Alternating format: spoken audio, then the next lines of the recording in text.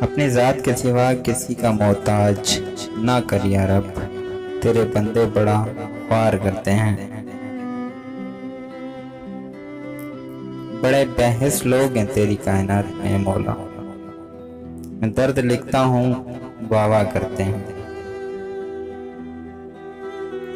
یہ زندگی ہے جناب، ماں نہیں جو ہر وقت پیار دی۔ ضروری نہیں ہر تعلقات کی وجہ محبت ہو، کچھ رشتے محبت سے اونچا مقام رکھتے ہیں۔